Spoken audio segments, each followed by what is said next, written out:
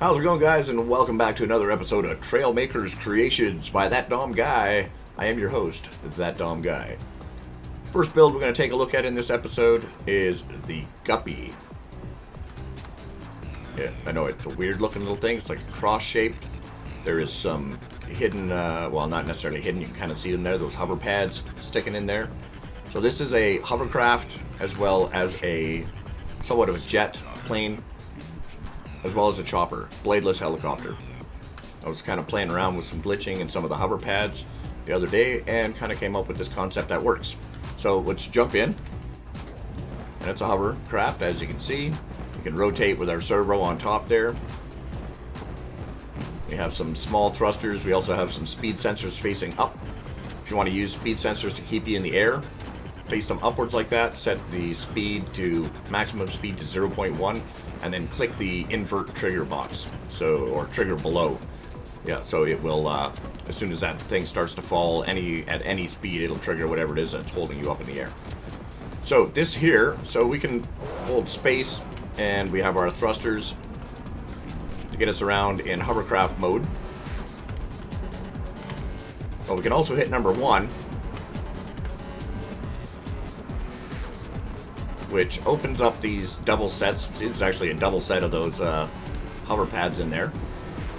And those hover pads, when they open up like that, apparently the ones on top are pushing off the ones on the bottom. So it gives us the ability to fall in the water. See? Just like that. Okay. Gotta stabilize here. So, number 1. So now if I hit thrust, you can see it'll take us into the air. But we can totally hover at whatever height that we want to be at. Because those hover pads seem to think that the bottom hover pads are the ground, even though it's not on the ground. So you can see those speed sensors facing up there connected to those mini thrusters. So this basically gives you like the ability to fly it like a chopper in one spot. Angle it down, give yourself a bit of thrust. And you can even land again in hovercraft mode if you're careful, if you got some piloting skills. Down like this, drop down back into hovercraft mode, across the water, no problemo. Hit number 1, pull back, off we go. Or you can just fly in jet mode like this as well. You have enough thrust, but those hover pads can give you undesired effects like that, putting you in the water. So I thought that was kind of a cool effect of those having that levitating ability. Hover stabilization.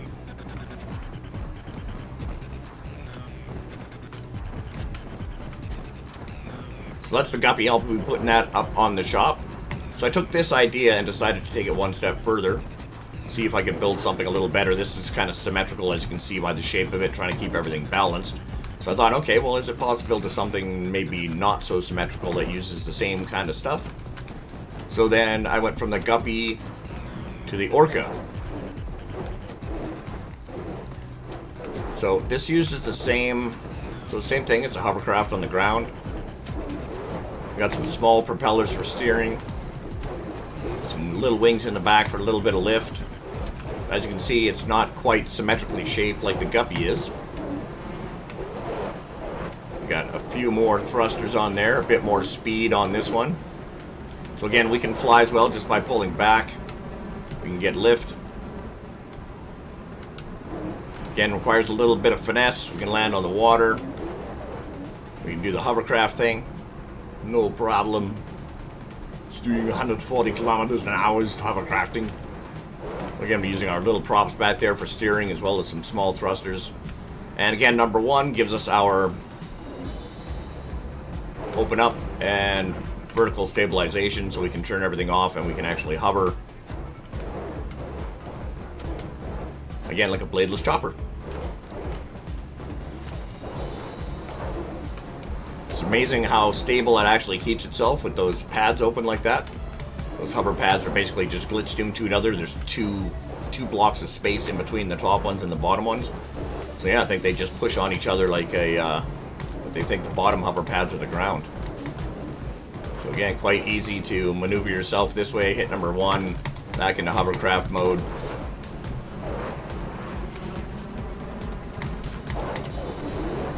And we can jump out to turn everything off. So that's a 2-seater. As you can see, we've got 2 seats in there. And as you can see when we open these, when we hit number 1 and we open, these hover pads are actually glitched into each other, so there's a double set in there. And that's what gives us our vertical lift. As you can see, we lift right off the ground right away. Steering is just with a servo and those little tiny props in the back. They work good enough for steering. And then just a little bit of steering with the seat and some of those thrusters for roll and lift. So those hover pads seem to accept the feedback from the seats really well. This also has a really good first person. That's top. This is the first person camera here, so you can actually fly this thing quite well from in here. Go into jet mode, close this up, and you can still see. Hovercraft, no, underwater mode, submarine mode. It's not a sub. It might look like a sub, it'd probably make a good sub. If it had the right seat on it, it might good. Oh, now we're in this seat. And you can see we got our bubble makers as our dash. Cockpit. We'll go like this. We'll hit number 1. This will open up. And we'll continue to fly. See if we can go down onto the water. Down this way. Pull back. There we go. Number 1. Close this up. Oh, man. The nose really wants to dive when you switch back to hovercraft mode from flight mode. The nose wants to drop right away, so you got to hold back like preemptively almost to keep the nose up. But yeah, that is the Orca Bladeless chopper. That'll be on the shop as well. Alright, let's take a look at our next build.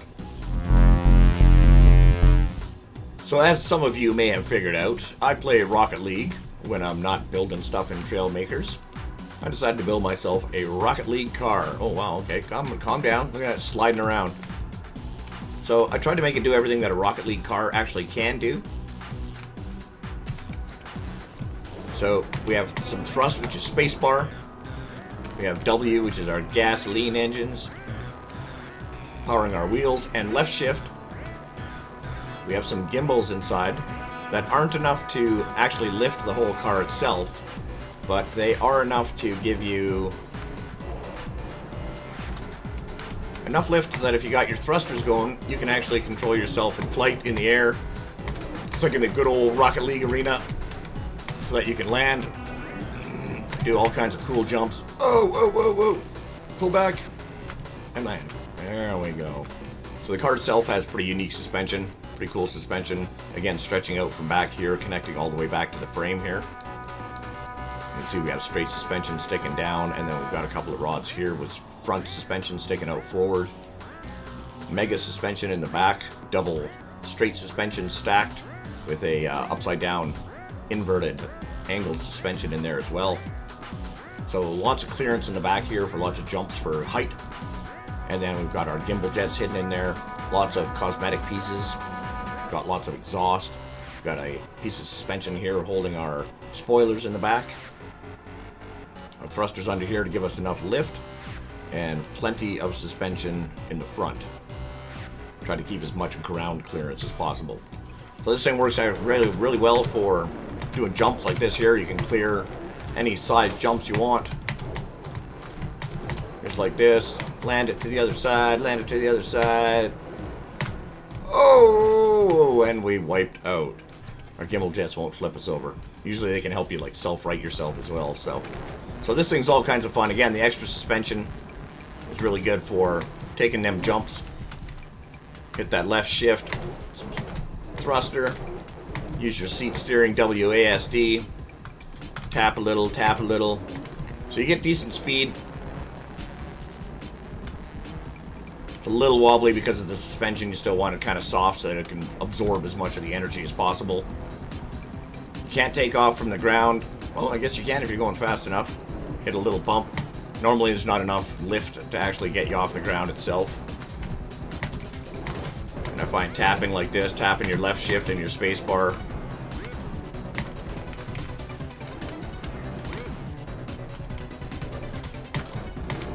Big jump, big jump, big jump, big jump.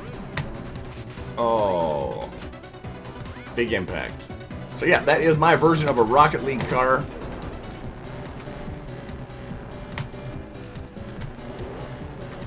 So again, it can't really, doesn't have quite enough lift. To lift itself straight off the ground.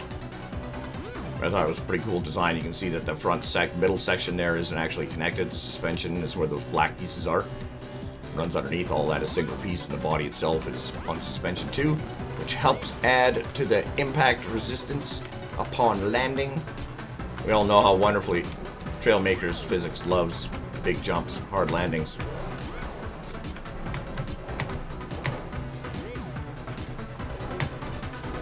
It actually works pretty well. Especially for this kind of stuff, just ripping around. Oh, that's gonna leave a mark. Alright, let's take a look at our final build of the video. We'll head back out to the carrier. Alright, so for our final build of this video, I built a mini game called the Ball Buster. Snowball Buster. But it is called the Ball Buster. It uses the snowball generating machine. So what we have here is we're going to have a bunch of snowballs that are going to be coming at us down this ramp or down this hallway. We have a single gun here that we can move back and forth arcade style and try and shoot the balls before they get into these red areas on the left or on the right. Because as you can see, there's sensors there, and those sensors will trigger the explosion of these little torches up here. One there and one there. Now on those, when they get destroyed, we'll also be destroying this sensor, which will then activate some lifting pads on the course here. There's one here and one over here. So if either one of those get destroyed, it starts the function of those lifting pads. And as you'll see, that kind of makes it a little more difficult when the snowballs start coming, because in the beginning all three are firing at different sequential times. The one in the middle is consistently firing all the time, so you got to make sure to keep that one. But then as the other ones start slowly coming out, they start bumping into each other and rolling down, and you want to make sure that you don't trigger this or this. And if a snowball happens to get past you, it triggers that. And your control mechanism is now toast, and the game is lost. Let's have a look-see how it works. Look,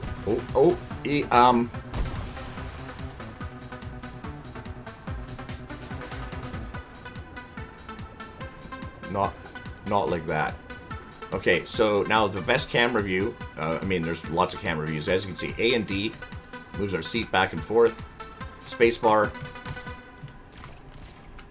is our firing. Pretty basic controls, just like an arcade game. Number 1 starts the game. Let's have a go, shall we? See how well we can do. So you're basically just supposed to start a timer and see who can last the longest before either both of your towers or your 2 torches are blown up, or a ball gets past you and your control systems are blown up. And then you stop the timer and see who can go the longest. So let's go. Hit number 1. Here come the snowballs. So we want to shoot them. We want to stay ahead. See, there's one on the side. Okay, come on, come on. And you can't fire any faster than this, so as you can see, it starts getting a little tricky.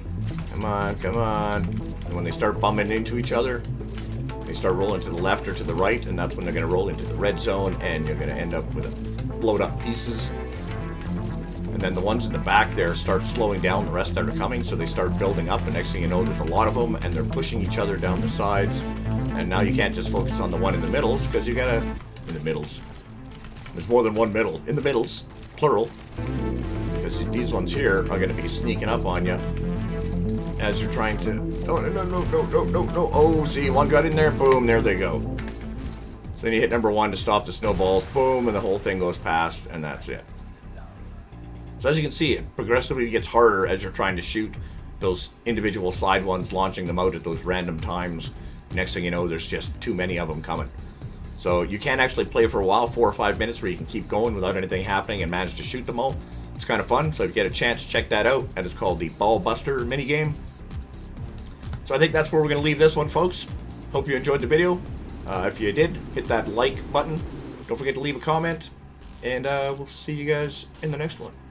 Ciao.